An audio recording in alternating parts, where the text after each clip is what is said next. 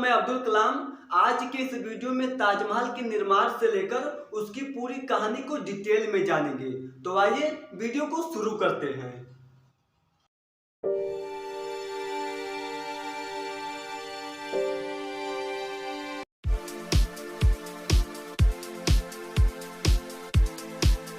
भारत की शान और प्यार की मिसाल माने जाने वाला ताजमहल न केवल भारत में बल्कि पूरे विश्व में अपना अलग पहचान बना चुका है। और यही वजह है कि यमुना नदी के किनारे सफ़ेद पत्थरों से बने ताजमहल को दुनिया के 7 अजूबों में शामिल किया गया है।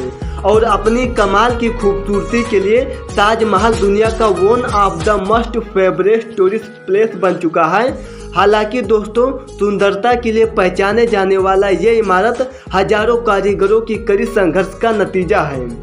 इस इमारत को बनवाने का श्रेय मुगल साम्राज्य शाहजहां को जाता है, जिन्होंने 1631 में ताजमहल को बनवाने का निर्णय लिया।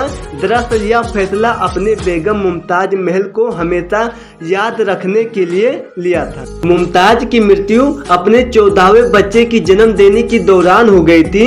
वैसे तो शाहजहां की कई सारी पत्नियां थी, लेकिन इनमें से शाहजहां मुमताज को सबसे ज्यादा पसंद करते थे और इसीलिए मृत्यु के बाद मुमताज की कब्र को सबसे खूबसूरत जगह बनाने का फैसला लिया। फिर यह इमारत बनने के बाद हर उम्र के व्यक्तियों के लिए अलग अलग मायने रखता है। जैसे कि कम उम्र के बच्चों के लिए सफेद रंग का एक विशाल और अजूबा, युवा लोगों के लिए सच्चे प्यार की निशानी और बुजुर्गों के लिए कला की अद्भुत नमूना। हालांकि ताजमहल को बनवाने के लिए इतना आसान काम नहीं था, क्योंकि इमारत को बनवाने के लिए उन्होंने दुनिया की सबसे बेहतरीन कारीगर और सबसे बेहतरीन चीज़ों का इस्तेमाल किया।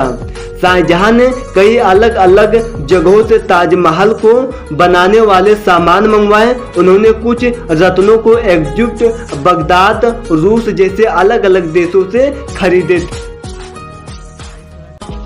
वही संगमरमर के पत्थर को राजस्थान के मकराना जगह से लाया गया था और कुल मिलाकर 28 तरह की बहुमूल्य रत्नों को संगमरमर में जड़ा गया था।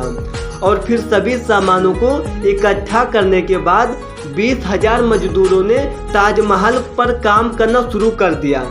लेकिन ये सब काम उस्ताद अहमद लाहौरी के द्वारा देखा गया और सामानों को ढोने के लिए 1000 से ज़्यादा हाथियों को इस्तेमाल किया गया था। 1632 में ताजमहल का निर्माण हुआ और अगले कई वर्षों के बाद 1648 में पूरा हो गया। हालांकि पूरी तरह से ताजमहल 1643 में तैयार हुआ था, लेकिन कई वर्षों तक ताजमहल के आसपास इमारतों और गार्डन को बनाने में लगा।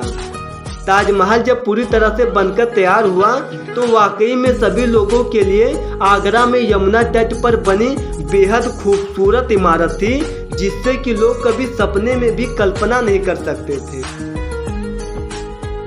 22 जनवरी 1666 को शाहजहां ने इस दुनिया से अलविदा कह दिया था।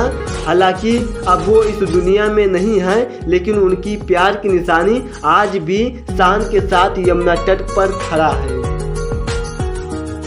उम्मीद करते हैं ताजमहल की ये कहानी आपको जरूर पसंद आई होगी।